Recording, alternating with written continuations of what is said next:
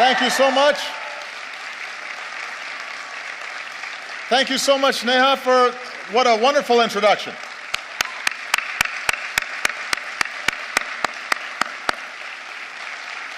Everybody, please have a seat. Nothing fills me with more hope than when I hear incredible young people like Neha and all the outstanding work that she's doing on behalf of India's youth and for representing this nation's energy and its optimism and its idealism. She makes me very, very proud. And I'm sure, I think that may be her. Is that somebody related to you? Okay, because we just had a chance to meet, and she's beaming with pride right now, sitting next to you. Give Neha a big round of applause once again.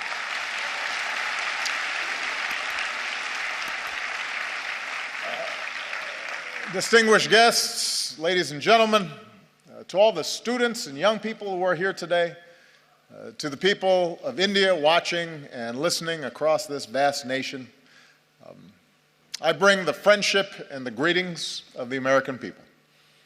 On behalf of myself and Michelle, thank you so much for welcoming us back to India. Bahut dhanyavad.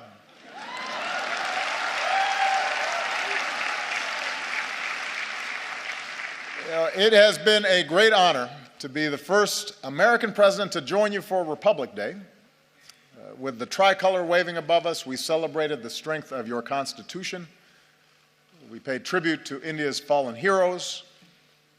In yesterday's parade, we saw the pride and the diversity of this nation, including the daredevils on their Royal Enfields, which was very impressive. Secret Service does not let me ride motorcycles, especially not on my head. I realize that the sight of an American president as your chief guest on Republic Day would once have seemed unimaginable, but my visit reflects the possibilities of a new moment. As I've said many times, I believe that the relationship between India and the United States can be one of the defining partnerships of the century. When I spoke to your parliament on my last visit, I laid out my vision for how our two nations can build that partnership. And today I want to speak directly to you, the people of India, about what I believe we can achieve together and how we can do it. And my commitment to a new chapter between our countries flows from the deep friendship between our people. And Michelle and I have felt it ourselves. I recognized India with the first state visit of my presidency, where we also danced to some pretty good Bhangra. For the first time, we brought Diwali to the White House. On our last celebration here,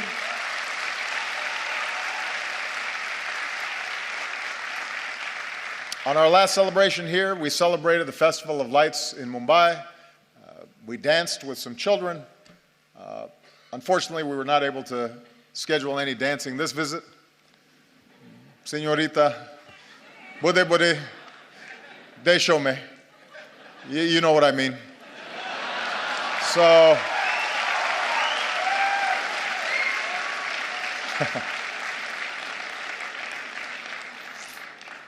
everybody said, by the way, how much better a dancer Michelle was than me, which hurt my feelings a little bit.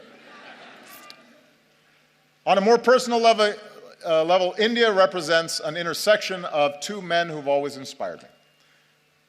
When Reverend Dr. Martin Luther King Jr. was protesting racial segregation in the United States, he said that his guiding light was Mahatma Gandhi. When Dr. King came to India, he said that being here in Gandhi's land reaffirmed his conviction that in the struggle for justice and human dignity, the most potent weapon of all is nonviolent resistance. And those two great souls are why we can gather here today, Indians and Americans, equal and free.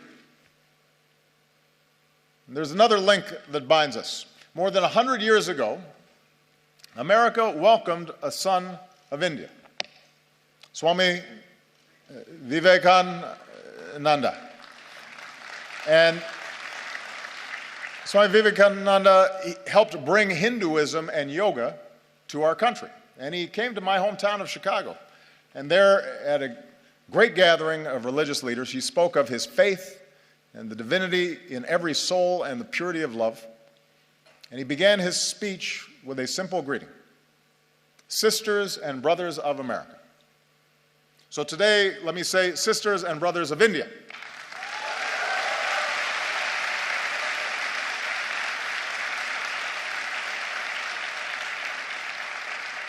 My confidence in what our nations can achieve together is rooted in the values that we share. For we may have our different histories and speak different languages, but when we look at each other, we see a reflection of ourselves. Having thrown off colonialism, we created constitutions that began with the three same words: we the people. As societies that celebrate knowledge and innovation, we transformed ourselves into high-tech hubs of the global economy. Together, we unlock new discoveries, from the particles of creation to outer space. And we are among the few nations to have gone to both the moon and to Mars.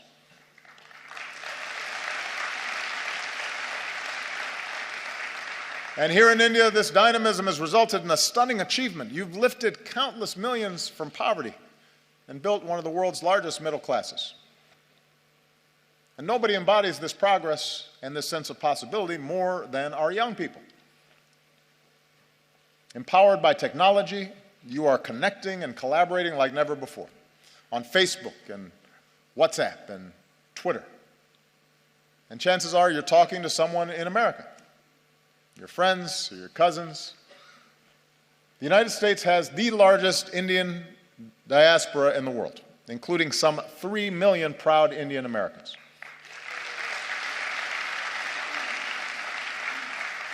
And they make America stronger, and they tie us together. Bonds of family and friendship that allow us to share in each other's success.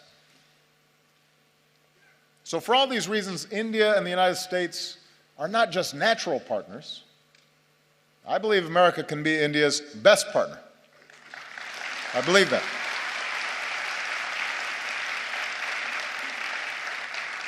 Of course, only Indians can decide India's role in the world, but I'm here because I'm absolutely convinced that both our peoples will have more jobs and opportunity, and our nations will be more secure, and the world will be safer and a more just place when our two democracies, the world's largest democracy and the world's oldest democracy, stand together.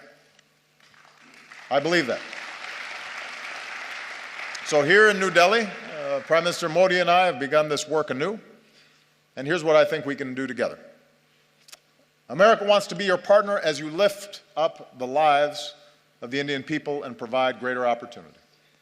So working together, we're giving farmers new techniques and data, from our satellites to their cell phones, to increase yields and boost incomes. We're joining you in your effort to empower every Indian with a bank account. And with the breakthroughs we achieved on this visit, we can finally move toward fully implementing our civil nuclear agreement, which will mean more reliable electricity for Indians and cleaner non-carbon energy that helps fight climate change.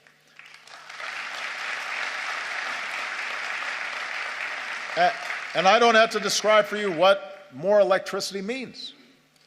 Students being able to study at night, businesses being able to stay open longer and hire more workers, farmers being able to use mechanized tools that increase their productivity, whole communities seeing more prosperity. In recent years, India has lifted more people out of poverty than any other country. And now we have a historic opportunity, with India leading the way, to end the injustice of extreme poverty all around the world.